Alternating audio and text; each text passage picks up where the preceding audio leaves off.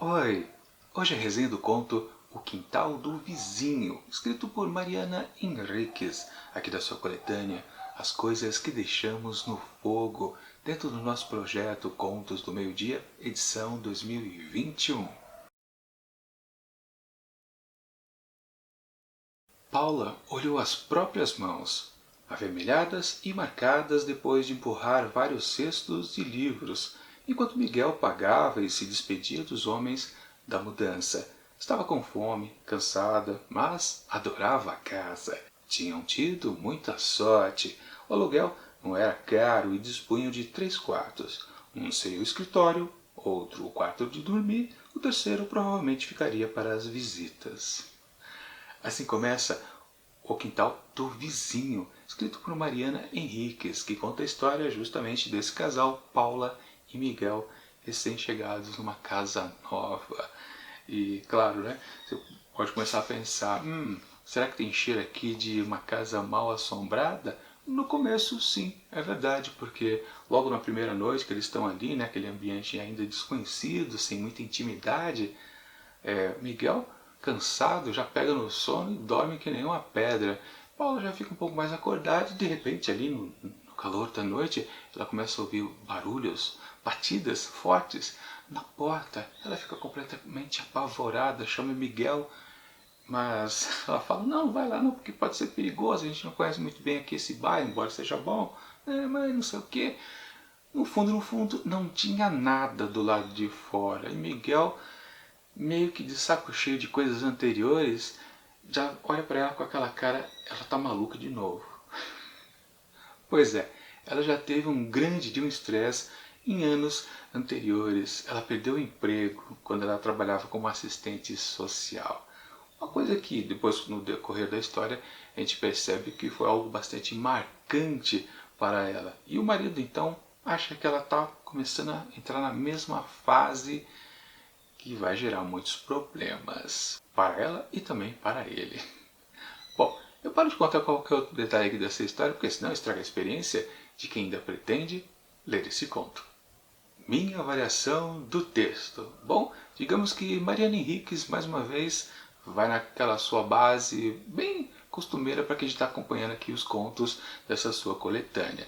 Aliás, esse texto aqui, ele guarda algumas semelhanças ou atmosferas com a primeira história aqui do livro, que se chama O Menino Sujo. Pois é, por quê? Porque aparece também outro menino sujo por aqui. Aqueles barulhos que Paula ouvia à noite, depois ela começa, digamos, a achar uma certa origem. Na manhã seguinte, já na luz do dia, ela percebe que lá na casa do vizinho, um homem meio esquisito, mas que cumprimenta ela de maneira correta. Ela até diz isso, né? Ou o narrador da história diz isso. Ela não tem medo do homem exatamente, mas lá no quintal do vizinho, o título da história, né? Ela percebe que há uma movimentação. Ela pensa no primeiro momento que talvez seja um cachorro, talvez um gato, né? Ela mesma tem um gatinho chamado Ellie, e ela pensa que também é outro animal que está por lá, né? Mas quando ela repara bem, ela percebe que é um pé de uma criança suja, que é que remete à primeira história aqui do livro. Só que tem um detalhe mais, digamos, sinistro. Aquele pé da criança, ela só vê o pé, não vê a criança inteira, está amarrado por uma corrente. Coisa esquisita. E da sua experiência como assistente social, ela já sabe que isso é meio que comum até. Pais que prendem um filho e tratam como se fosse um animal ou escravizado mesmo, né? Enfim, ela começa a ficar preocupada, ela tem receio de dizer ao marido essa sua descoberta, porque na verdade ele já está começando a achar que ela está ficando pirata de novo. Então, digamos que ela tenta achar algumas provas melhores que realmente está acontecendo uma coisa esquisita ali no vizinho. Enfim, de começo, a história é bastante interessante. Ela guarda um certo suspense, um ar de mistério, principalmente, que é bastante instigante. Só que, digamos que é um probleminha. Esse texto é enorme, ó, começa aqui, deixa eu ver, 128, vai até 148. 20 páginas esse texto tem. Depois de um certo momento você percebe, a Henrique está enrolando um pouco. Pois é, a escritora argentina tem esse método de descrever suas histórias, né? tratar a sua narrativa, o seu desenvolvimento. Ela é um pouquinho lenta, já teve acho que umas 3, 4 histórias aqui, que a gente já viu, que é nessa base.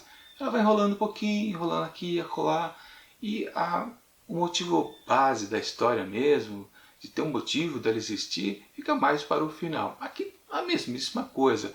Quando está nos seus finalmente, é que a gente começa a entender um pouco mais e, claro, considerar esse texto como algo mais assombroso. Na verdade, eu pensava que esse livro aqui tivesse várias e várias histórias nessa pegada um pouco mais de horror, terror, como a própria primeira história, O Menino Sujo, já meio que indicava no começo, mas depois descambava e terminava de uma maneira um pouco sem sal. Que na verdade não é o caso aqui, porque realmente a finalização aqui dessa história, ela tem um climão bem pesado, tenso, de horror até, que você fica, é curioso, só que ela demora bastante para chegar nesse ponto. Ainda que seja curioso exatamente essa dúvida que a gente tem, se a gente acredita na opinião do marido que ela está começando a ficar doidinha de novo, ou se realmente está acontecendo algo sinistro, meio sobrenatural. Aliás, nesse ponto de coisas sobrenaturais, também é um elemento que ela gosta de trabalhar em vários contos que a gente viu aqui, também isso acontece. Mas a questão que ela vai provocando na gente algumas sensações, algumas ideias que a gente vai projetando para o desenvolvimento da história que ela no fundo não entrega depois para a gente, aí isso sim acontece mais uma vez. Porém, o final aqui desse conto, ele realmente dá uma tensão bastante interessante. E um final mesmo que aberto, que empolga, pelo menos, claro, na minha opinião, eu gostei. E na comparação com os outros textos, que também têm praticamente as mesmas estruturas, mas terminam de uma forma um pouco fria, um pouquinho distante, meio que esquecendo o que tinha colocado antes. Digamos que aqui ela prepara um bom terreno, vai num certo crescendo, naquela dúvida se ela está ficando louca de novo ou não. A entrega no finalzinho de uma coisa um pouquinho sinistra, e aí, ou seja, funciona, né? É muito mais interessante esse texto do que todos os outros que eu vi antes, né? Embora eu ache que 20 páginas foi um exagero. Podia ser 10 páginas ali, ó, que estava de boa, dava para contar essa história aqui tranquilamente, dava para enxugar o texto. Mas, bom, não é o estilo narrativo da Henriques, então tudo bem. De qualquer forma, é interessante aqui o final. Não tem aquelas coisas de você ficar completamente frustrado com aquela entrega no finalzinho.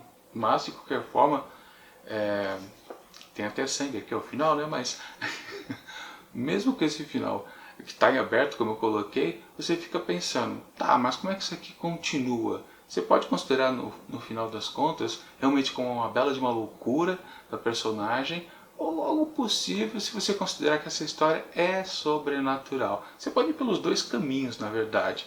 Ou seja, esse tipo de final que está colocado aqui serve para duas visões diferentes de dois tipos de leitores. Você pode considerar como uma história real ou como uma história completamente fantasiosa.